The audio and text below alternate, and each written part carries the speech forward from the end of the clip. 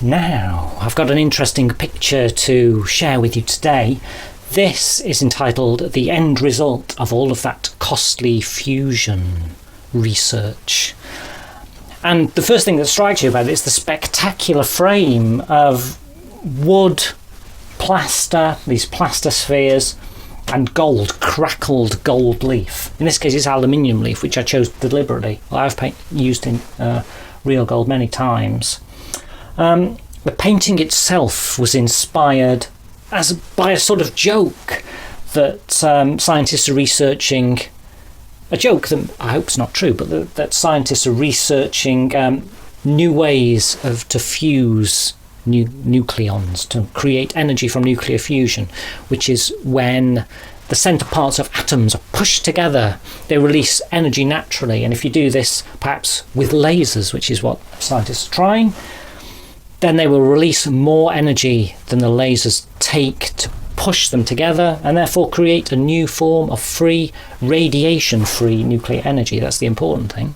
It sounds excellent if it possibly works, but I also found this slightly amusing that perhaps I was cynical in this, but I perhaps thought that the governments really are funding this to create a whole new series of nuclear weapons that may be radioactive free. Therefore, I created a sort of joke. The end result of all of that costly fusion research is an explosion, a nuclear explosion. But while painting it, I thought, no, there are other meanings here.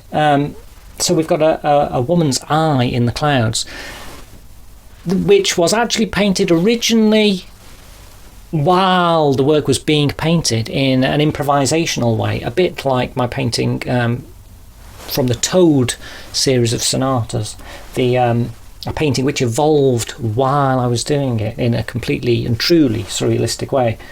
And then I thought the figure was looking sadly to the side, and then a male figure looking down, also sad, with the love heart. It's almost like, and then suddenly another pun imposed itself on my mind, that fusion research could be romantic aspirations.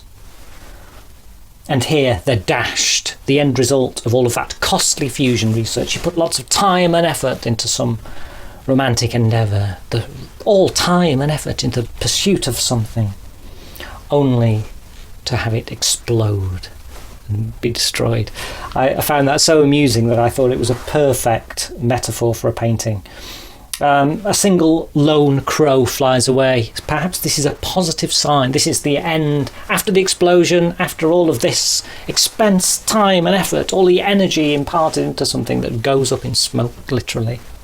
The crow flies on to new horizons, to new things, to find new adventures.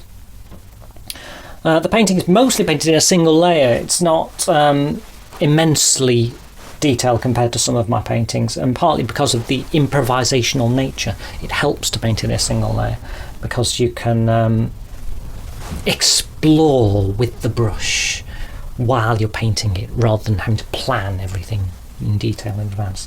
It adds an extra element of enigma to it that makes it interesting for everybody to see.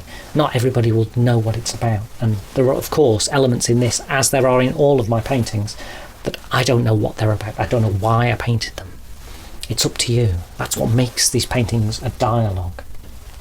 Once I completed it, I thought, wouldn't it be fantastic to create a frame that itself was like a nuclear explosion? So I framed the entire thing in pine wood, and then painted it in plaster and a special material called sculptor mould, which is a mix of plaster and toilet paper, really. It's like shredded paper. You mix it with water, and then you can place it on with your fingers in a very pleasant and easy to use way. The ease of how a material is used really affects its utility. I included all these small polystyrene balls from those bean bags, because I thought tiny spheres among the bigger spheres will emulate an explosion. An explosion is sphere upon sphere upon sphere, like a cloud. These huge spheres were originally balls, like children's balls, and then I covered them in plaster bandages to create a very hard surface. And some of them still have the balls inside, some of the polystyrene balls, which helps make them more sturdy.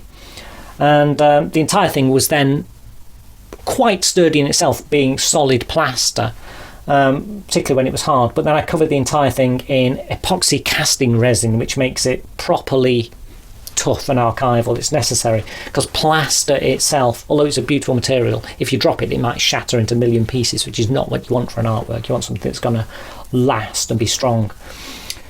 And after that, I painted the whole thing in brown and then red, and then covered the thing in gold leaf, crackled aluminium leaf to create this explosion, this feeling of nuclear energy forcing itself out. So there it is.